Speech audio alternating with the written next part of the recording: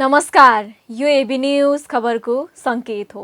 अहिले तपाईँ पालिकाहरूको खबर दिने नेपालको एकमात्र खबर बुलेटिन पालिका खबरमा हुनुहुन्छ। म करिश्मा कार्की।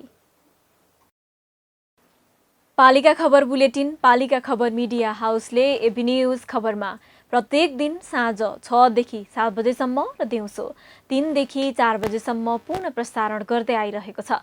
देशभरका 77 जिल्लाका रेडियोबाट पनि यो खबर बुलेटिन प्रसारण भइरहेको छ। आजको पालिका खबर प्रारम्भ गरौं मूल खबरबाट। सीमाङ्कन हेरफेर हुँदा निर्वाचन क्षेत्र समेत फरक पर्ने भएपछि स्थानीय तहको सदस्यमा अदली बदली चुनावपछि मात्रै 4 वर्षदेखि विवाद समाधान नभएकोमा जनप्रतिनिधि रुष्ट। नेपाल कोरिया मैत्री नगरपालिका अस्पतालद्वारा स्वास्थ्य बीमा कार्यक्रम स्थगित। सरकारले 9 करोड भुक्तानी नदिएकाले कार्यक्रम रोकिएको मध्यपश्चिमी नगरपालिकाको दावी। बैतडीको दशरथचन्द नगरपालिकाको गोठाला पानी बजार बस पार्कमा परिणत। करिब 3 मिनट पैदल दूरीमा रहेको बस पार्क पनि खाली। प्रयोगमा ल्याएरै छाड्ने स्थानीय सरकारको दावी। पाल्पाको रिब्दीकोट गाउँपालिकाको नारायण माविमा विज्ञान प्रयोगशाला स्थापना। व्यावहारिक सिकाइ प्रक्रियाले विद्यार्थी पनि दङ्ग। थप व्यवस्थित बनाउने पालिकाको योजना। र गौतम बुद्ध अन्तर्राष्ट्रिय विमानस्थलको 97% भौतिक निर्माण सम्पन्न। परीक्षण उडान गराउने तयारी।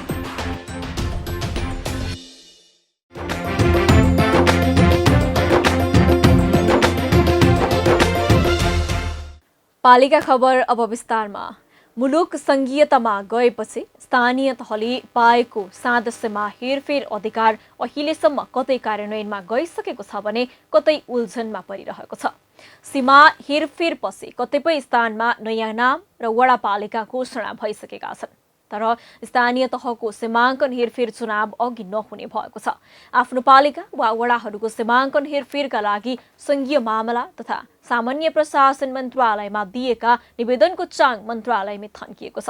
तर तिनको सीमा हेरफेर भने चुनाव अगाडि नहुने संघीय मामिला तथा सामान्य प्रशासन मन्त्रालयले जनाएको छ।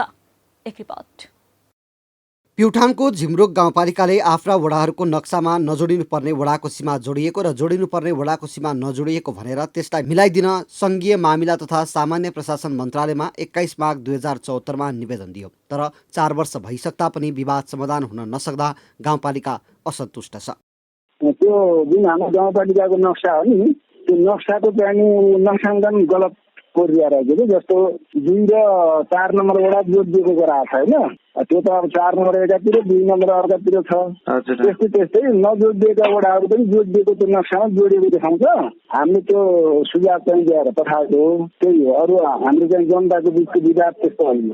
यता सीमाङ्कन हेरफेरका लागि निवेदन दिएको काभ्रेको नवबुद्ध नगरपालिकाले समेत अहिलेसम्म सुनवाई नभएको भन्दै असन्तुष्टि जनाएको छ। जुम्लाको कनका सुन्दरी गाउँपालिका र मुगुको छायानाथ रारा नगरपालिका बीच सीमा विवाद छ। विवाद समाधान गर्न पालिकाहरूले सीमाङ्कन हेरफेरका लागि 2076मै निवेदन दिएका थिए। त्यसको पनि समाधान भइसकेको छैन। 4 वर्षदेखि नै समस्या समाधान हुन नसकिरहेको बेला स्थानीय तहका जनप्रतिनिधिको अन्तिम कार्यकालमा आएर यो समाधान हुने छाँटकाट देखिएको छैन। संघीय मामिला तथा सामान्य प्रशासन मन्त्रालय नै चुनाव अघि विवाद समाधान हुने सम्भावना नरहेको बताउँदै आएको छ। किनभने यो विषय सिमाना विवादको विषय हामीले प्रक्रिया पुगेको नपुगेको हेरेका छौँ। त्यसमध्येमा अधिकांशको प्रक्रिया पुगेको छैन।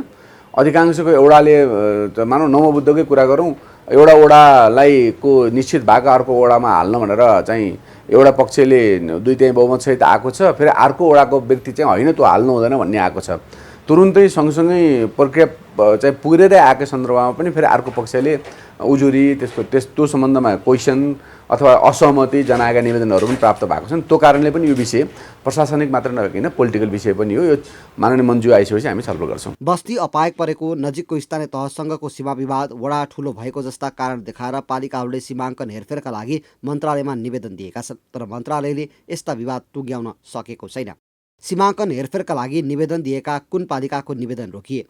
उदयपुरको लिम्चुङबुङ गाउँपालिका, काभ्रेको नवबुद्ध नगरपालिका, रामेछापको खाँडादेवी गाउँपालिका, चितवनको भरतपुर महानगरपालिका, रामेछापको लिखुपिके गाउँपालिका, मकवानपुरको बकैया गाउँपालिका, कास्कीको माछापुछ्रे गाउँपालिका, मनाङको नापीभूमि गाउँपालिका, नासो गाउँपालिका, म्याग्दीको अन्नपूर्ण गाउँपालिका, दाङको घोराही उपमहानगरपालिका, कपिलवस्तुको शिवराज नगरपालिका, बाणगङ्गा नगरपालिका, डोल्पाको मुड्केचुला गाउँपालिका, कालीकोटको पलाता गाउँपालिका, जुम्लाको कनकासुन्दरी गाउँपालिका, दार्चुलाको अपी हिमाल गाउँपालिका, कैलालीको कैलाली गाउँपालिका, बैतडीको सुर्नया गाउँपालिका, बैतडीको दशरथचन्द नगरपालिका, डोटीको आदर्श गाउँपालिका, प्युठानको झिमरु गाउँपालिका।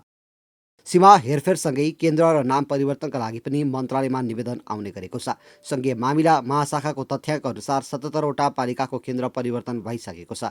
कतिपय नगरपालिकाको मापदण्ड पूरा नगरेर केन्द्र परिवर्तनको निर्णय रोकिएको मन्त्रालयले जनाएको छ। मानव जीवन महत्त्वपूर्ण धन हो। मानिसहरू स्वस्थ भए मात्रै सबै काम गर्न सक्छन्। त्यसैले हरेक मानिसहरू आफ्नो स्वास्थ्यलाई ठिक बनाइराख्न प्रयत्न गरिरहन्छन्। सबै नागरिकको स्वास्थ्य उपचारमा सहज पहुँच पुर्याउने उद्देश्यले राष्ट्रिय स्वास्थ्य बीमा नीति 2071 र सामाजिक सुरक्षा विकास समिति 2071 बमोजिम स्वास्थ्य बीमा कार्यक्रम सुरु गरिएको थियो। तर भक्तपुरको मध्यपुर ठिमी नगरपालिकामा भने यो कार्यक्रम रोकिएको छ। सरकारले भुक्तानी स्वरूप 9 करोड दिन बाँकी भएसँगै नगरपालिकाले बीमा कार्यक्रम नै स्थगित गरेको छ। भक्तपुरबाट पालिका खबरदाता बिपना मुसिकवालको एक रिपोर्ट। 2074 साल असार 1 गते नेपाल सरकारले स्वास्थ्य बीमा कार्यक्रम सञ्चालनमा ल्यायो। सरकारले सबै नागरिकलाई बीमित हुन आग्रह मात्र नभई बीमा अभियान नै चलायो। फलस्वरूप अधिकांश नागरिकले स्वास्थ्य बीमा कार्यक्रममा सहभागी भई सेवा समेत लिन थाले। तर भक्तपुरको नेपाल कोरिया मैत्री नगरपालिका अस्पतालले बीमा कार्यक्रम स्थगित गरेको छ। सरकारले अस्पताललाई 9 करोड भन्दा बढी रकम भुक्तानी गर्न बाँकी रहेको भन्दै बीमा सेवा स्थगित गरिएको मध्यपुर थिमी नगरपालिकाले जनाएको छ। हामीले अस्पतालको बोर्डबाट निर्णय गरेर पत्राचार गरेका थियौँ। पत्राचार गर्दाखेरि नै हामीले प्रष्ट रूपमा भनेका थियौँ अहिले चाहिँ नेपाल कोरिया मैत्री नगरपालिका अस्पतालमा स्वास्थ्य बीमा अन्तर्गतको सेवा प्रदान गरेको चाहिँ 9 करोड रुपियाँ चाहिँ रकम चाहिँ निकासा हुन बाँकी भयो। तर त्यसको कारणले गर्दाखेरि हामीले चाहिँ नर्स डाक्टरहरूलाई र त्यहाँको कर्मचारीहरूलाई चाहिँ 5 महिनाबाट तलब दिन सकिरहेको छैनौँ। अनि औषधिको लागि चाहिँ व्यवसायहरूले चाहिँ औषधि पठाउनेहरूलाई भुक्तानी दिनु 3 करोड बाँकी भइसक्यो। अर्को पैसा नपठाएछ भने औषधि नपठाउने भइसक्यो। ल्याबमा चाहिँ रिएजेन्ट पठाउनेहरूले पनि धेरै बाँकी भयो। उनीहरूले चाहिँ रिएजेन्ट पठाउन छोडिसक्यो। त्यसको कारणले गर्दाखेरि तत्काल चाहिँ यो बिमाको रकम चाहिँ भुक्तानी गर्नु पर्यो भनेर हामीले चिठी लेखेका थियौँ। तर लेख्दाखेरि त्यसको सुनवाई भएन। त्यस कारणले गर्दाखेरि चाहिँ हामीले चाहिँ बाध्य भएर चाहिँ यो स्वास्थ्य बिमाको सेवालाई अहिले चाहिँ पैसा भुक्तानी नआएसम्मको लागि बन्द गर्नुपर्ने स्थिति रह्यो। यता सरकारले भने असार मसान्तसम्मको बीमा रकम सम्बन्धित अस्पतालमा पठाएको दावी गर्दै आएको छ। स्वास्थ्य बीमा बोर्ड भक्तपुरका अनुसार सबै अस्पतालमा साउन र भाद्र महिनाको मात्रै रकम भुक्तानी गरेको छ। बाँकी 2 महिनाका लागि सरकारले बजेट विनियोजन गरे पनि भुक्तानी नगरिएको बोर्डको भनाइ छ। नेपाल सरकारद्वारा सञ्चालित स्वास्थ्य बीमा कार्यक्रमले लगभग असार मसान्तसम्म चाहिँ स्वास्थ्य बीमा कार्यक्रमबाट सेवा लिने गरेका बीमित नागरिकले सेवा प्रदायक स्वास्थ्य संस्थामा गए बापत असार मसान्तसम्मको हाम्रो क्लेम भेरिफाई अनुसार चाहिँ पैसा सेवा प्रदायक स्वास्थ्य संस्थाहरूलाई भुक्तानी गरिसकेको छ र त्योभन्दा पछाडि र बिचमा रहेका अरू क्लेम हुन बाँकी रहेका अस्पतालहरूले क्लेम गरिरहेको छ। त्यो अनुसार चाहिँ अस्पतालले सूचना निकालेर अहिले तत्कालको लागि चाहिँ स्वास्थ्य बीमा कार्यक्रमसँग चाहिँ पैसा लिन बाँकी रहेकाले हामीले चाहिँ त्यो कारणले चाहिँ हामीले सेवा बन्द गर्नु परेको अवस्था भनेर उहाँले सूचना निकाल्नुभयो। स्वास्थ्य बीमाका लागि भक्तपुर जिल्लामा 11वटा सेवा प्रदायक संस्थाले बीमा कार्यक्रम मार्फत सेवा दिँदै आएका छन्, जसमध्ये 5वटा प्रथम सेवा संस्था हुन् भने 6वटाले रिफर सेवा दिँदै आएका छन्। भक्तपुर अस्पताल, खोप अस्पताल, नेपाल कोरिया मैत्री नगर अस्पताल, चाँगु नारायण प्राथमिक स्वास्थ्य केन्द्र र सूर्य विनायक अस्पतालले बिमाको प्रथम सेवा दिँदै आएको छ। साथै भक्तपुर क्यान्सर अस्पताल, सिद्धि मेमोरियल, काठमाडौँ क्यान्सर सेन्टर, जिल्ला सामुदायिक आँखा केन्द्र, शहीद धर्मभक्त राष्ट्रिय प्रत्यारोपण केन्द्र र बीपीआई चियर्सले रिफर मात्र सेवा दिँदै आएको छ। भक्तपुरमा हालसम्म 1,72,661 जना स्थानीय बिमा कार्यक्रममा आबद्ध भएका छन्। झण्डै 80% स्थानीयले वार्षिक नवीकरण समेत गर्दै आएका छन्। कुन पालिकामा कति बिमित? भक्तपुर नगरपालिका 53,695, मध्यपुर थिमी नगरपालिका 46,662, सूर्य विनायक नगरपालिका 47,747, चाँगु नारायण नगरपालिका 24,557। नगरपालिकाले लामो समयदेखि बिमा रकम भुक्तानी नभएकोले कार्यक्रम स्थगित गर्न बाध्य भएको बताउँदै आएको छ। रकमको लागि पालिकाले पटक पटक सरकारसँग पत्राचार गरे पनि कुनै सुनवाई नभएकोले कार्यक्रमलाई स्थगित गरेको हो। रकम भुक्तानी नभएकोले स्वास्थ्य सामग्री खरिदसँगै अस्पतालका कर्मचारीलाई पारिश्रमिक दिन पनि नसकिएको मध्यपुर थिमीको भनाइ छ। कार्यक्रम बन्द भए पनि स्वास्थ्य सेवा सर्वसुलभ रूपमै दिएको नगरपालिकाले जनाएको छ। पालिका खबर बुलेटिनमा अब पालो ओपन ब्यालटको। आजको ओपन ब्यालटमा हामीले तपाईको पालिकाले बजार अनुगमन गर्छ कि गर्दैन भनेर विभिन्न जिल्लावासीलाई सोधेका छौं।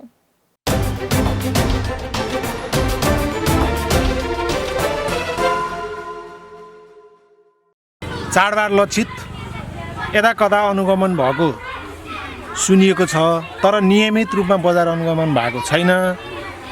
यो बजार नियमित अनुगमन नहुनाको कारणले चाहिँ अखाद्य वस्तु को जोखिम बढेर गएको छ, मिसावटको मात्रा एकदम बढेर गएको छ। बजार अनुगमन चाहिँ अब चाडबाडको बेलामा चाहिँ यसो कहिलेकाहीँ कोही मान्छेहरू आएर गरे चाहिँ थाहा छ होइन, तर त्यस्तो यो प्रत्यक्ष नियमित अनुगमन चाहिँ भएको छैन बजारमा।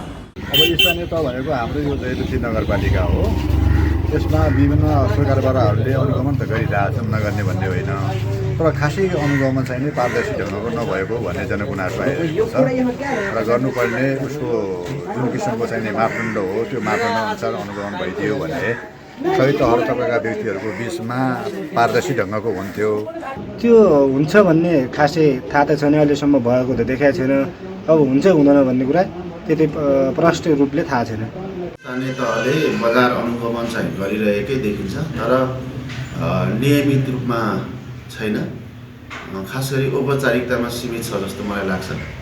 बजार अनुगमनपछि जुन डेट अफ हुने सामानहरू जुन हुनुपर्ने हो, जुन खालका गुणस्तरका सामानहरू हुनुपर्ने हो, त्यो देखिँदैन। र हाम्रो जस्तो पहाडी जिल्लाहरूमा उत्पादित वस्तुहरू चाहिँ यो डेट अफ भएका सामानहरू र त्यस्ता अब चाँडै डेट अफ हुने वस्तुहरू चाहिँ डम्पिङ साइटको रूपमा पहाडी बजारहरू भएको हुनाले अलिक कडाइका साथ स्थानीय तहले बजार अनुगमन गर्नुपर्छ। बजार अनुगमनमा जाने निकायका मान्छेहरूले आफन्तहरूलाई सूचना दिएर हामी आउँदैछौँ है भनेर चाहिँ गर्ने यो चलन अब पुरानै हो। अब यसका लागि पनि अनुगमन गर्ने निकाय अर्को चाहिन्छ जस्तो आवश्यकता भइरहेको छ। खास चाहिँ यो सन्तोषजनक छैन।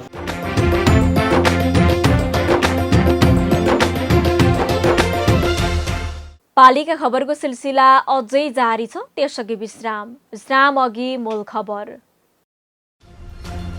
सीमाङ्कन हेरफेर हुँदा निर्वाचन क्षेत्र समेत फरक पर्ने भएपछि स्थानीय तहको सदस्यमा अदली बदली चुनावपछि मात्रै 4 वर्षदेखि विवाद समाधान नभएकोमा जनप्रतिनिधि रुष्ट।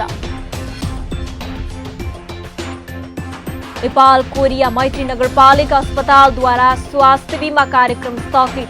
सरकारले 9 करोड भुक्तानी नदिएकाले कार्यक्रम रोकिएको मध्यपुर ठिमी नगरपालिकाको दावी। बैतडीको दशरथचन्द नगरपालिकाको गोठाला पानी बजार बस पार्कमा परिणत। करिब 3 मिनट पैदल दूरीमा रहेको बस पार्क पनि खाली। प्रयोगमा ल्याएरै छाड्ने स्थानीय सरकारको दावी। पाल्पाको रिब्दीकोट गाउँपालिकाको नारायण माविमा विज्ञान प्रयोगशाला स्थापना। व्यावहारिक सिकाइ प्रक्रियाले विद्यार्थी पनि दङ्ग। थप व्यवस्थित बनाउने पालिकाको योजना। र गौतम बुद्ध अन्तर्राष्ट्रिय विमानस्थलको 97% भौतिक निर्माण सम्पन्न, परीक्षण उडान गराउने तयारी।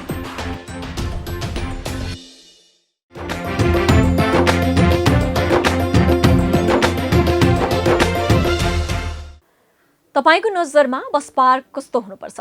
पक्कै पनि खचाखच भरिएको बस, अत्याधिक यात्रु आउजाउ गर्नेको लाम भन्ने होला। तर बैतडीमा भने त्यस्तो बस पार्क छ जहाँ बस नै छैनन्।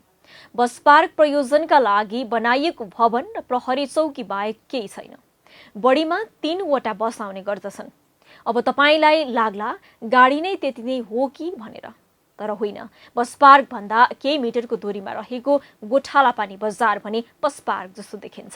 बैतडीबाट पालिका खबरदाता सीपी लोहियाको एक रिपोर्ट। यो हो बैतडी जिल्लाको सदरमुकामको जिल्लाकै प्रमुख बजार गोठालापानी बजार। पसल, होटलसँगै अधिकांश बैंकहरू पनि यही बजारमा छन् भने यो बजार नै सबैको आकर्षण बनेको हो। बजार साँघुरो छ, तर त्यही साँघुरो बजारको चोक बस पार्क बनेको छ। ठूलादेखि साना सवारी साधन पनि त्यही चोकमा बस्छन्। बजारभन्दा केही मिटर माथि भएको बस पार्कमा कोही जान मान्दैनन्। सबै यही बजारमा रहँदा बजार अस्तव्यस्त बनेको छ भने ठूला सवारी साधन फर्काउँदा पनि नसक्ने साँघुरो सडक हुँदा दुर्घटनाको जोखिम बढिरहेको छ। त्यसमाथि अव्यवस्थित पार्किङ गरिरहँदा बजारको सौन्दर्यमा नै ह्रास आएको छ। बस पार्क नरोकेको यतै तल नै यो गोठालापानी बजारको चौरामा रोक्ने गरेका छन्। पहिलाको अब एउटा ट्राफिक दाइ अलिक कडा खालको हुनुहुन्थ्यो र उहाँले पुरै नियम कडा गर्नुहुन्थ्यो र माथि सिस्टम बसिएको थियो। फेरि अर्को अहिले चेन्ज भएर त्यो नियमको पनि उल्लङ्घन भएको छ। अनि बस पार्कमा नरोकिकन चौरामा रोक्दाखेरि हामीलाई यता बाटो काट्दाखेरि यताउति जाँदाखेरि वार पार गर्दाखेरि अप्ठ्यारो महसुस भइरहेछ। निकै अव्यवस्थित छ यो बस भन्दा पनि जीपवालाहरूले यस्तो गरे अवस्था हो। किन बस पार्क पनि एक अलग साइडमा पाइक नपर्नेमा अलग साइडमा हुनाले हो कि अथवा के कारणले हो यो हामीले बुझ्न सकेका छैनौँ। निकै अव्यवस्थित छ यहाँको अवस्था। जिल्लाका स्थानीय तह केही सरकारी कार्यालयका गाडीहरू पनि चोकमै राख्ने गरिन्छ। मुख्य बजार क्षेत्रमा सवारी दुर्घटनाको जोखिम बढेको छ। साना सवारी साधन, बाइक, स्कुटीहरू पार्किङ गर्ने ठाउँ पनि छैन। बजारभरि उड्ने धुलोले स्वास्थ्यमा समस्या निम्त्याएको छ। लाखौं रकम खर्च गरेर बनाएको बस पार्कमा कोही नजाँदा स्थानीय र व्यापारी आक्रोशित छन्। हरू सब बस पार्क राख्ने भन्ने निर्णय गरेको 2071 सालको निर्णय पत्र पनि पुलिस प्रशासनको सबै बजार व्यवस्थापनले गरेको निर्णय पत्र सहित अझसम्म पनि छ राखेको र यहाँ बस पार्क खोलेको। अनि त्यहाँपछि भुवन शाखाले यो घर बनाएर दशरथचन्द नगरपालिकालाई बस काउन्टर भनेर हस्ताक्षर गरेको र अहिले चाहिँ एक दशरथचन्द नगरपालिकाको यो बस पार्कमा टोयलेटहरू पनि छैनन्। पेसाब गर्ने ठाउँ छैन। कुनै यात्री आयो भनेपछि पेसाब गर्ने ठाउँ छैन। दशरथचन्द नगरपालिकाले बस काउन्टर भनेको पुलिस चौकी थालीडाँडा राखेका छन्। काउन्टरहरू तल बजारमा राखेका छन्। गाडीहरू बजारमा रोकिन्छन्। पेसेन्जरहरू वहीँ चढ्छ। वहाँ 2टा बसहरू यहाँमा ठाउँ नभएर यो यहाँनिर बस पार्क भनेर चाहिँ देखाएर राखेको छ हजुरको। यात्रु टिकट काउन्टरसँगै सबै कारोबार बजारमै हुने भएकाले बस पार्कमा सवारी साधनहरू जान गाह्रो मान्ने गरेका छन्। यता दशरथचन्द नगरपालिकाले भने बस पार्कमै बस पुर्याउने गरी सबै निकायसँग छलफल गर्ने बताएको छ। छोटो समयको लागि हामी किन जाने बस पार्क भनेर उहाँहरूको त्यस्तो गुनासो छ। तर नियमित रूपले चाहिँ बस पार्कमै राख्नु पर्ने हो। त्यसका लागि पनि अब हामीले चाहिँ प्रहरी प्रशासनको पनि सहयोग लिएको र गत वर्ष चाहिँ त्यसरी नियमित रूपमा राखिएको थियो र यस वर्ष पनि अब केही दिन भइसक्यो फेरि पनि बजारमा अहिले चाहिँ अब पार्किङ भइरहेको अवस्था छ, जसले गर्दाखेरि आवत जावत गर्ने हिँडुल गर्ने व्यक्तिहरूलाई पनि अप्ठ्यारो अवस्था परेको र ठुलो गाडी यदि आयो भने उसलाई पनि अब यहाँनिरबाट उसलाई टर्न गर्नु पर्यो भने पनि समस्या परिरहेको अवस्था छ। 1 वर्ष अघि चोकमा राखिने सवारी साधनलाई बस पार्क पठाउन थालिएको थियो। प्रहरीले सबै गाडीहरू बस पार्कमै पठाउने कार्यको सुरुवात गरे पनि धेरै दिन यो नियम लागू हुन सकेन। यात्रु र गाडी चालकहरूको विरोधले प्रहरी आफ्नो निर्णयमा पछि हटेको थियो। स्पष्ट नीति र कारबाही गर्न नसक्दा नै बस पार्क प्रयोगविहीन र बजार अस्तव्यस्त भएको हो। स्थानीय सरकारले नै यसको पहल लिएर बस पार्क प्रयोगमा ल्याउन सक्नुपर्छ। होइन भने लाखौं लगानी गरेको बस पार्क त बालुवामा पानी खनाए बराबर हुँदैन र। पालिका खबर बुलेटिनमा अब पालो पालिका टकको।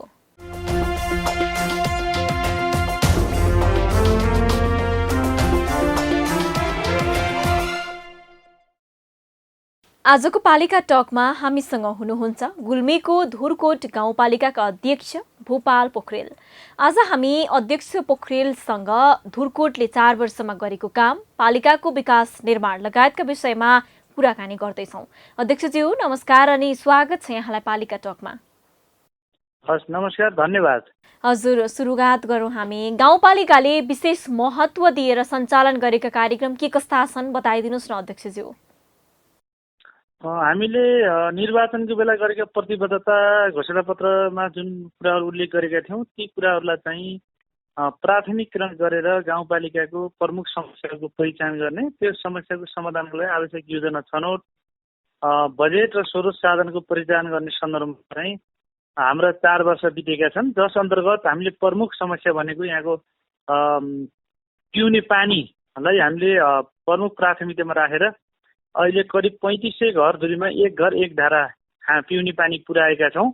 अब हाम्रो करिब 70% घर दूरीमा पानी पुगिसकेको छ। यो वर्ष 10% घर दूरीमा थपेन 80% घर दूरीमा चाहिँ हामीले पानी पुर्याउने छौँ। त्यसै गरी खरको छाना विस्थापन गर्ने अभियान अन्तर्गत हामीले सबै नागरिकहरूको घरमा जस्तातस्ता उपलब्ध बनाएर अहिले खरको छाना मुक्त घर निर्माण भएको गाउँपालिका घोषणा गरिसकेको। जस्तो कि अध्यक्षज्यू यहाँले चुनाव ताका गर्नुभएको प्रतिबद्धता चाहिँ के पुरा भए के बाँकी छन्? अब त्यही मैले भन्दैछु, जस अन्तर्गत चाहिँ त्यो निर्वाचनको बेला हामीले प्रमुख रूपमा प्रतिबद्धता जारी गरेको पिउने पानी र खरको छाना विस्थापन हो। त्यो चाहिँ हाम्रो खरको छानाको सम्पूर्ण पुरा भइसकेको छ। पिउने पानीको चाहिँ 80% चाहिँ पुरा गर्दैछौँ। यो बाँकी रहेकोमा चाहिँ हामीलाई मुख्य गरेर कोभिड विभिन्न विपद मौसमजन्य विपदका कारणले गर्दाखेरि केही ढिला भएको छ, तर हामी नजिक प्रतिबद्धताको नजिक चाहिँ पिउने पानीको पुर्याउने नजिक पुगेका छौँ।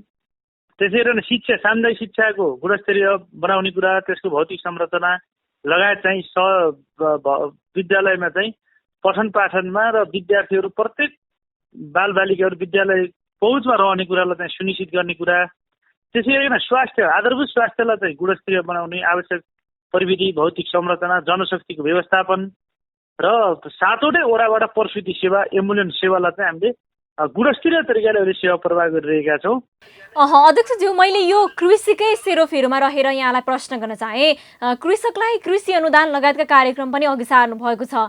यी कार्यक्रमबाट कृषकको जीवनस्तर माथि उठेको छ कि छैन?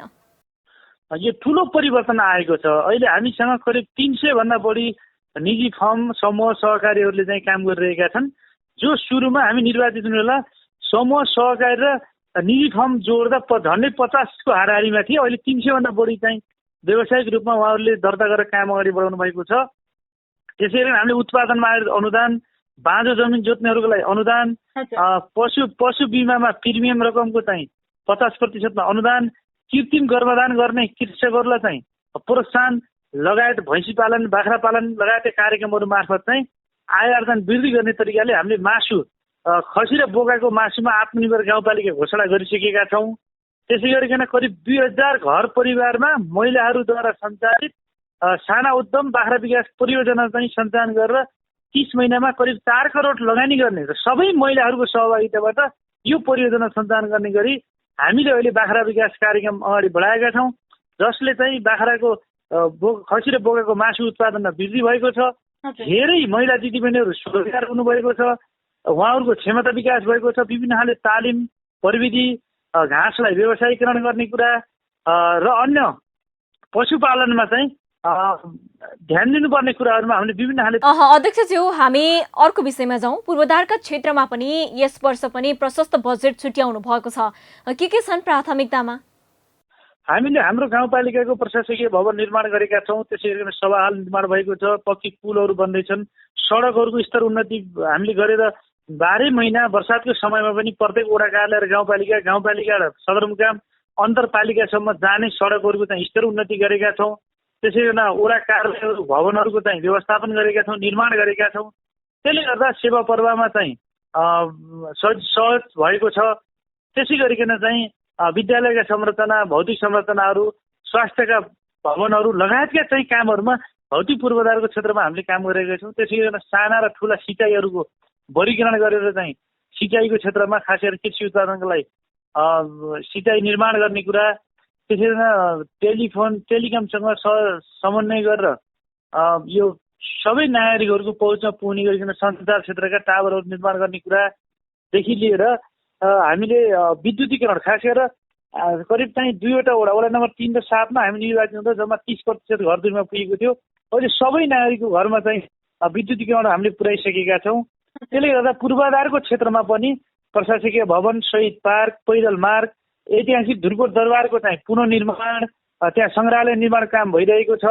त्यसै गरी पुरातात्विक, धार्मिक, ऐतिहासिक, पर्यटकीय क्षेत्रहरूको प्रचार प्रसार, प्रवर्धन, त्यसको भौतिक संरचनाको विकास लगायतका कामहरूले गर्दा आज देशकै एउटा सबल र सक्षम चाहिँ गाउँपालिका निर्माणको अभियानमा चाहिँ धुर्कोट गाउँपालिकालाई अध्यक्षज्यू, तपाईँको पालिकाको आन्तरिक स्रोतको अवस्था चाहिँ कस्तो छ? वार्षिक कति राजस्व उठाउनुहुन्छ? हामी निर्वाचित हुँदाको पहिलो वर्ष हामीले 16 लाख चाहिँ आन्तरिक आय थियो भने अहिले चाहिँ हामीले त्यसलाई बढाएर करिब 52 लाख जति उठेको छ यो अहिले गएको वर्षमा। त्यसले गर्दा क्रमशः हाम्रो आन्तरिक स्रोतहरू पनि बढ्दैछन्। हामीले दरलाई भन्दा पनि दायरालाई बढाउँदैछौँ। त्यसले गर्दाखेरि चाहिँ एउटा ग्रामीण क्षेत्रको पालिका भएर पनि हाम्रो यहाँ उद्योग धन्दा, कल कारखाना, अरू प्राकृतिक स्रोत साधनहरूको धेरै कम न्यून छन्।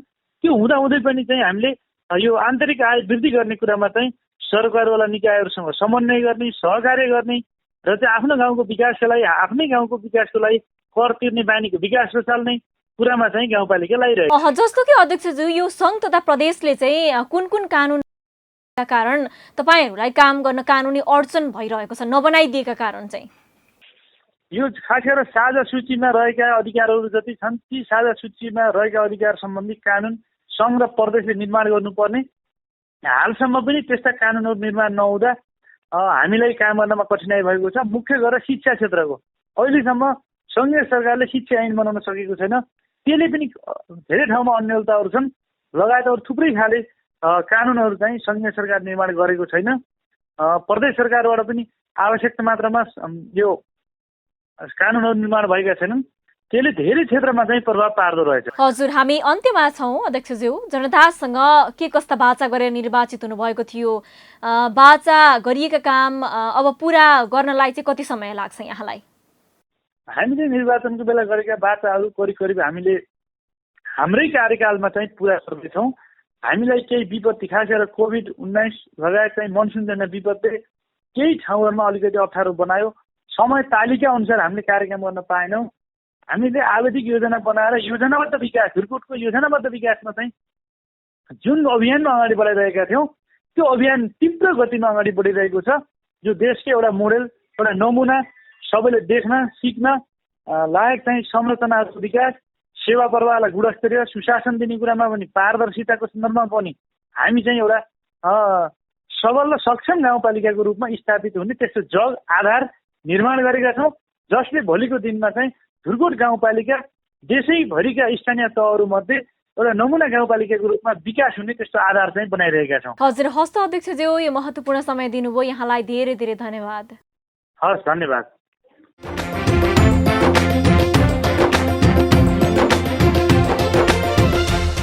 अब हट्ने छन् सबैका खबर। यो हो पालिका खबर। पालिका खबरको सिलसिला अझै जारी छ, त्यसअघि विश्राम अघि मूल खबर। सीमाङ्कन हेरफेर हुँदा निर्वाचन क्षेत्र समेत फरक पर्ने भएपछि स्थानीय तहको 7 सीमा अदली बदली चुनावपछि मात्रै 4 वर्षदेखि विवाद समाधान नभएकोमा जनप्रतिनिधि रुष्ट। नेपाल कोरिया मैत्री नगरपालिका अस्पतालद्वारा स्वास्थ्य बीमा कार्यक्रम स्थगित। सरकारले 9 करोड भुक्तानी नदिएकाले कार्यक्रम रोकिएको मध्यपुर ठिमी नगरपालिकाको दावी। बैतडीको दशरथचन्द नगरपालिकाको गोठाला पानी बजार बस पार्कमा परिणत। करिब 3 मिनट पैदल दूरीमा रहेको बस पार्क पनि खाली। प्रयोगमा ल्याएरै छाड्ने स्थानीय सरकारको दावी। पाल्पाको रिब्दीकोट गाउँपालिकाको नारायण माविमा विज्ञान प्रयोगशाला स्थापना। व्यावहारिक सिकाइ प्रक्रियाले विद्यार्थी पनि दङ्ग। थप व्यवस्थित बनाउने पालिकाको योजना। र गौतम बुद्ध अन्तर्राष्ट्रिय विमानस्थलको 97% भौतिक निर्माण सम्पन्न। परीक्षण उडान गराउने तयारी।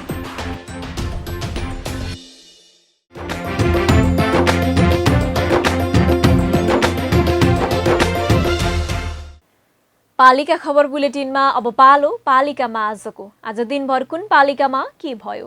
सहकर्मी सन्तोष पोखरेलको साथमा पालिकामा आज।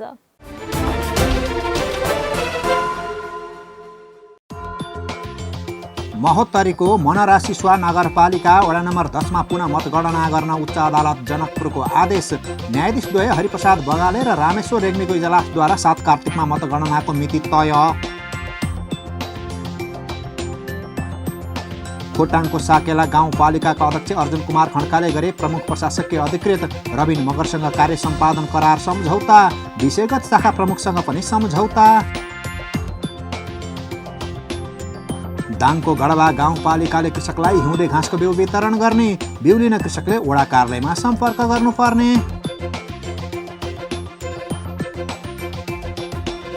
गत चैतदेखि बन्द भएका विद्यालय धमाधम खोल्न थाले।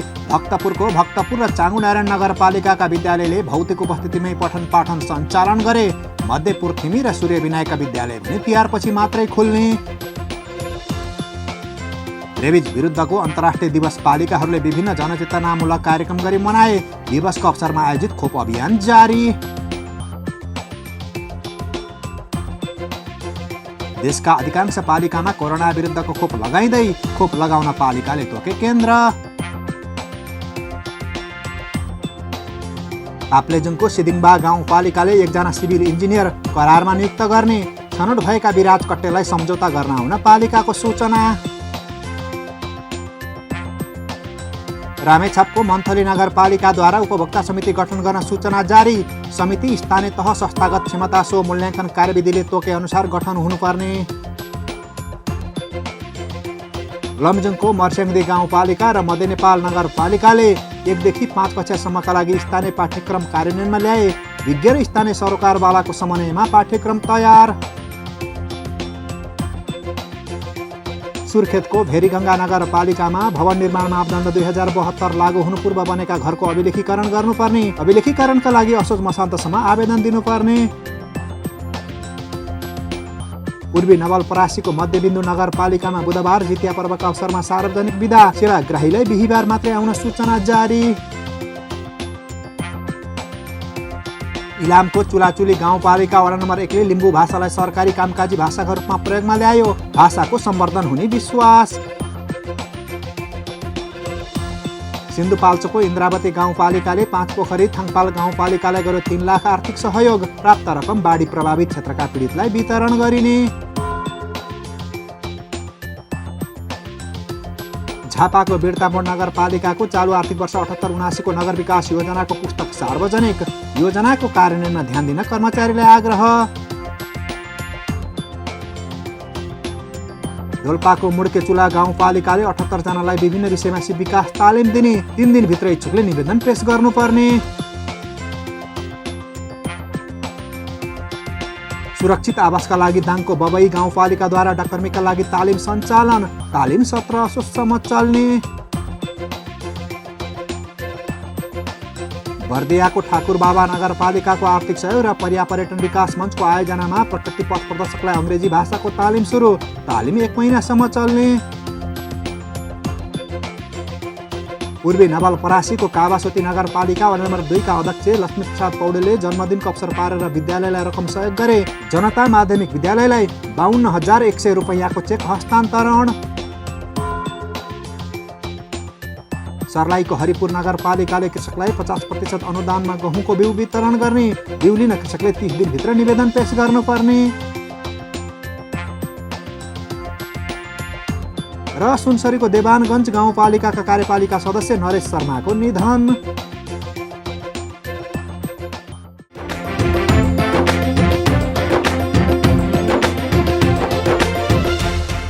नेपालको संविधान 2072 ले शिक्षालाई मौलिक हकको रूपमा व्यवस्था गरेको छ।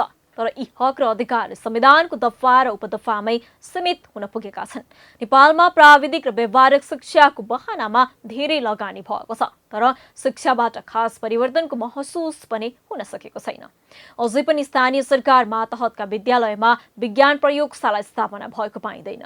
गाउँका दूरदराजका विद्यालयमा यही एउटा विज्ञान प्रयोगशाला स्थापना हुनुलाई निकै ठूलो उपलब्धि मान्नु परेको छ। पाल्पाबाट पालेका खबरदाता सुनिल कार्कीको एक रिपोर्ट। दुःखका साथ भन्नुपर्छ, माध्यमिक तहको शिक्षा स्थानीय तहलाई दिएपछि यसको गुणस्तरीयता घट्दै गएको छ। शिक्षामा मन परिदेखिएको छ। नमुना विद्यालयको विकासका नाममा अन्य विद्यालयलाई व्यवस्था गर्ने क्रम चलेको छ। प्रविधि मैत्री विद्यालय बनाउने भए पनि सबै ठाउँमा त्यो सुविधा भएको पाइँदैन। तर जति भएका छन् सानो सानो उपलब्धिमा पनि ठूलो खुसी मान्नुपर्ने अवस्था छ।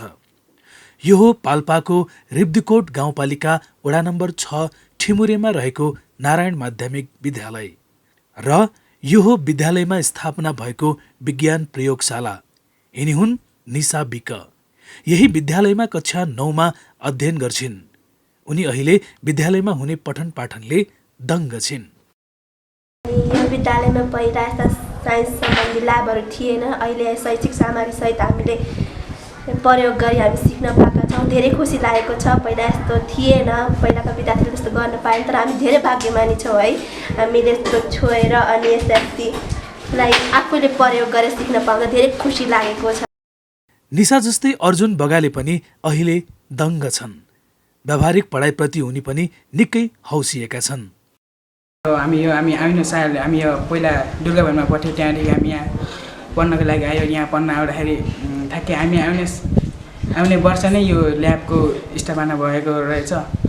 हामीलाई यो ल्याबबाट हामीले विभिन्न कुरा सिक्न पाइन्छ। कक्षामा विषय पढ्दा पनि हामी त्यही विषय आफूले प्रयोग गरेर राम्रोसँग बुझ्न सकिन्छ। विज्ञान सामग्री सहितको प्रयोगशाला सञ्चालनसँगै विद्यालयमा विज्ञान गणित विषयको पठन पाठन गर्न सहज भएको शिक्षकहरूको अनुभव छ। सैद्धान्तिक माध्यमद्वारा पठन पाठन हुने विद्यालयमा व्यावहारिक रूपमा पठन पाठन गराउन पाउँदा विद्यार्थीको सिकाइ उपलब्धिमा पनि वृद्धि भएको छ। शैक्षिक सामग्री अथवा विज्ञानको प्रयोगशालामा ल्याएर विद्यार्थीहरूलाई ल्याबमा ल्याएर सिकाउन पाउँदाखेरि विद्यार्थीहरूलाई त्यो शैक्षिक सामग्री देखाएर सिकाउन पाइयो। नम्बर 1 त हामीले क्लासमा त्यत्तिकै ब्रिफिङ व्याख्या गरेर भन्दाखेरि विद्यार्थी क्यु जस्तो लाग्ने। तर यहाँ ल्याबमै ल्याएर, मैले आज ल्याबमा ल्याएँ, 9 क्लासको विद्यार्थी आवेदन रहे, ल्याबमै ल्याएर यो वस्तुले यो गर्छ भनेर त्यो उपकरणसहित त्यसको फाइदाहरू तिनीहरूलाई अब देखाउन पाइयो। जस्तै त्यहाँबाट परिभाषा निकाल्न पाइयो। गाउँपालिकाले राष्ट्रपति शैक्षिक सुधार कार्यक्रमबाट 6 लाखको बजेटबाट विज्ञान प्रयोगशाला सञ्चालनमा ल्याएको हो। आगामी दिनमा प्रयोगशालालाई थप व्यवस्थित बनाउन गाउँपालिकाले पहल गर्ने योजना बनाएको छ। यहाँ चाहिँ शैक्षिक सामग्री ल्याउनलाई पहिला पठन पाठन गर्नलाई गाह्रो थियो र हामीले पटक चाहिँ हामीले गाउँपालिका प्रदेश केन्द्रमा चाहिँ हामीले माग गरेका थियौँ। त्यस बावजुद पनि हामीले ल्याउन सकेका थिएनौँ। अहिले चाहिँ हामीले राष्ट्रपति सुधार योजनाबाट 6.5 लाख परेको भन्ने कुरा यहाँको सरले बताउनु भएको छ। व्यावहारिक शिक्षाको भोकमा रहेका विद्यार्थीलाई प्रत्येक व्यावहारिक सिकाइले ज्ञान आर्जनमा टेवा पुगेको छ, जसबाट विद्यार्थी आफ्नो पढाइप्रति आकर्षित पनि भएका छन्। तर स्थानीय सरकार यतिको उपलब्धि हासिल गर्दैमा उत्साहित हुन जरुरी छैन, निरन्तरता दिन सक्नुपर्छ। राष्ट्रिय गौरवको आयोजना अन्तर्गतको गौतम बुद्ध अन्तर्राष्ट्रिय विमानस्थलको काम अन्तिम चरणमा पुगेको छ। 2071 सालमा निर्माण सुरु भएको आयोजना सम्पन्न हुनै लाग्दा सरकारदेखि भैरहवावासी निकै उत्साहित छन्। कोरोना भाइरसको महामारी नआएको भए त्यतिन्जेलसम्म विमानस्थल सञ्चालनमा आइसक्ने थियो। विभिन्न आरोह अवरोह छिचोल्दै अब विमानस्थल सञ्चालनको अन्तिम तयारी गरिएको छ, जसका लागि छिट्टै परीक्षण उडान भर्ने योजना बनाइएको छ। तर अझैसम्म कुनै प्रतिक्रिया प्राप्त नहुँदा योजना अब दशैंपछि मात्रै पूरा हुने देखिन्छ। रूपन्देहीबाट पालिका खबरदाता चन्द्रकान्त खनालको एक रिपोर्ट। निर्माणाधीन गौतम बुद्ध अन्तर्राष्ट्रिय विमानस्थल परीक्षण उडानको अन्तिम तयारीमा पुगेको छ। विमानस्थलको प्राविधिक तर्फको काम सकिएपछि अब परीक्षण उडानको तयारी गरिएको हो। विमानस्थलको बाह्य संरचनाको काम सकिएको छ भने भित्र उपकरण सुरक्षा जाँचको काम मात्रै बाँकी छ। क्यालिब्रेसन फ्लाइट भनेको विमानस्थलको ग्राउन्ड र जहाज बीचको सूचना आदान प्रदान सही छ छैन भनेर जाँच गर्ने हो। यसका लागि 5-7 सिट भएको विमान हुन्छ र त्यसले विमानस्थललाई केन्द्रित गरेर उडान गर्ने गर्दछ। उडानका क्रममा antenna, signal receive, lighting, communication लगायत सबै सूचना ठिक छ छैन भनी परीक्षण हुने गर्दछ। परीक्षण उडान गर्नका लागि एरोथाईसँग सम्झौता गरिएको छ, तर परीक्षण उडान हुने मिति भने अझै टुङ्गिएको छैन। अन्तर्राष्ट्रिय विमानस्थल सम्पन्न गर्नको लागि मुख्यतया त्यसमा आवश्यक पर्ने पूर्वाधारहरू जडान भइसक्नुपर्छ। त्यो कुरा पहिले नै सकिसकेको अवस्था छ। यद्यपि ती जडान गरेका जुन उपकरणहरूको चाहिँ त्यसको टेस्ट गर्नुपर्ने, त्यसलाई हामी चाहिँ क्यालिब्रेसन भन्छौँ, क्यालिब्रेसन गर्नुपर्ने कामको लागि यो जुन थाइल्यान्डबाट एरोथाई कम्पनी जुन चाहिँ थाईको हाम्रो कन्ट्र्याक्टर हो, ऊबाट चाहिँ जुन विशेष जहाज ल्याउने प्रक्रियाको लागि हामीले कोअर्डिनेसन गरिरहेको अवस्था हो। यद्यपि आजको मितिसम्म पनि थाई गभर्मेन्टले आफ्ना प्राविधिकहरूलाई विदेश आवत जावतको लागि बन्देज गरिरहेको अवस्था छ। त्यसले गर्दाखेरि यसको लागि केन्द्रबाट, मन्त्रालयबाट र विभिन्न तहबाट चाहिँ हामीले थाई गभर्मेन्टसँग पनि विभिन्न चरणमा छलफलहरू अगाडि बढाएको अवस्था हो। साइट भिजिट हुँदाखेरि थाई एम्बेसडरलाई पनि हामीले यो विषयमा विशेष अनुरोध गरेको थियौँ र मन्त्रालयमा, विभागमा पनि यो विषयमा छलफल भएको, कूटनीतिक पहल भएको भन्ने खालको कुराहरू बुझिएको छ। त्यसले गर्दाखेरि उहाँहरूको चाहिँ जुन एउटा प्रोटोकल, कोभिड प्रोटोकलको कारणले गर्दा उहाँहरूलाई जुन विदेश जान चाहिँ आफ्नो गभर्मेन्टले जुन बन्देज लगाइरहेछ, त्यसको कारणले गर्दा जुन क्यालिब्रेसन फ्लाइटको लागि ठ्याक्क मिति तय भइसकेको अवस्था भने छैन।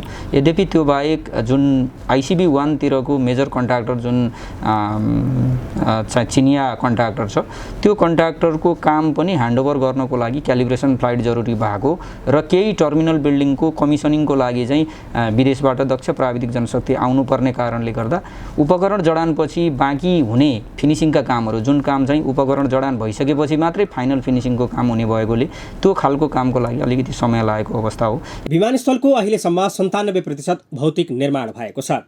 विमानस्थलमा धावन मार्ग, ट्याक्सीवे, टर्मिनल भवन, विमानस्थल पार्किङ क्षेत्रका काम सकिएको छ। कोरोना संक्रमणको कारणले विदेशमा रहेका कामदारलाई ल्याउन नसक्दा टर्मिनल भवनमा उपकरण जडानको काम प्रभावित हुँदा आयोजनाको समय बढी लागेको देखिने विमानस्थल आयोजनाले जनाएको छ। विमानस्थल सञ्चालनको लागि आवश्यकता पर्ने मुख्य पूर्वाधार अहिले पनि निर्माण भइरहेको छ। मुख्य भौतिक संरचना जस्तै धावन मार्ग, ट्याक्सीवे, त्यस्तै गरेर टर्मिनल बिल्डिङहरू, जहाज पार्किङ क्षेत्र लगायतका अन्य भौतिक पूर्वाधारहरू सम्पन्न भइसकेको अवस्था छ।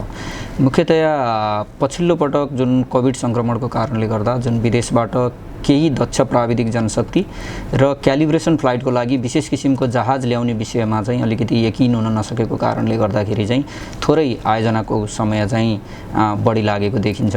यद्यपि पछिल्लो पटक हामीले जसरी यो बिचमा पहिलो पटक जति बेला संक्रमण सुरु भयो त्यसपछि बिचमा संक्रमण घट्दै जाँदाखेरि हामीले चाहिँ केही विदेशी दक्ष प्राविधिक जनशक्तिहरू ल्याएर केही महत्त्वपूर्ण उपकरण जडानको कामहरू अगाडि बढायौँ। यद्यपि यो दोस्रो भेरिएन्टले गर्दा फेरि केही आउन तयार हुनुभएका विदेशी दक्ष प्राविधिक जनशक्तिहरू आउने वातावरण सिर्जना भइरहेको छैन।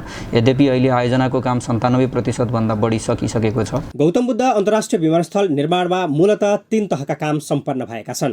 पहिलो अन्तर्राष्ट्रिय बोलपत्र ICB 1 अन्तर्गत 6 अर्ब 82 करोडको काम भएको छ। दोस्रो अन्तर्राष्ट्रिय बोलपत्र ICB 2 अन्तर्गत 50 करोडको काम र तेस्रो मुआब्जा वितरण 22 अर्ब 40 करोड भएको छ। त्यसका अतिरिक्त कार्गो निर्माणका लागि 90 करोडको काम भएको छ। यसरी सबै आयोजनाको काम जोड्दा 30 अर्ब भन्दा बढीको लगानीमा भैरवा स्थित गौतम बुद्ध अन्तर्राष्ट्रिय विमानस्थल निर्माण हुने भएको छ।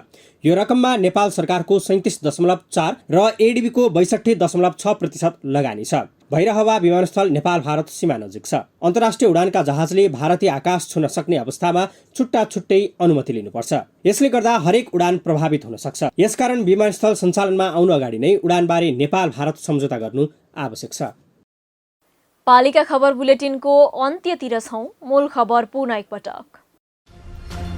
सीमाङ्कन हेरफेर हुँदा निर्वाचन क्षेत्र समेत फरक पर्ने भएपछि स्थानीय तहको सदस्यमा अदली बदली चुनावपछि मात्रै 4 वर्षदेखि विवाद समाधान नभएकोमा जनप्रतिनिधि रुष्ट। नेपाल कोरिया मैत्री नगरपालिका अस्पतालद्वारा स्वास्थ्य बीमा कार्यक्रम स्थगित। सरकारले 9 करोड भुक्तानी नदिएकाले कार्यक्रम रोकिएको मध्यपुर ठिमी नगरपालिकाको दावी। बैतडीको दशरथचन्द नगरपालिकाको गोठाला पानी बजार बस पार्कमा परिणत। करिब 3 मिनट पैदल दूरीमा रहेको बस पार्क पनि खाली। प्रयोगमा ल्याएरै छाड्ने स्थानीय सरकारको दावी। पाल्पाको रिब्दीकोट गाउँपालिकाको नारायण माविमा विज्ञान प्रयोगशाला स्थापना, व्यावहारिक सिकाइ प्रक्रियाले विद्यार्थी पनि दङ्ग, थप व्यवस्थित बनाउने पालिकाको योजना। र गौतम बुद्ध अन्तर्राष्ट्रिय विमानस्थलको 97% भौतिक निर्माण सम्पन्न, परीक्षण उडान गराउने तयारी। हवस् त आजको पालिका खबर बुलेटिन यति नै। पालिका बुलेटिन फेसबुक, युट्युब, इन्स्टाग्राम र हाम्रो अनलाइन संस्करण www.palikakhbar.com बाट हेर्न, पढ्न र सुन्न सक्नुहुनेछ। साथै यो बुलेटिन देशका 77 जिल्लाका रेडियोबाट पनि हरेक दिन सुन्न सक्नुहुनेछ। पालिकाहरूको गतिविधि समेटिने नेपालको एकमात्र खबर बुलेटिन पालिका खबर लिएर भोलि पुनः आउने नै छौँ। एबी न्युज खबर हेर्दै रहनुहोला। नमस्ते।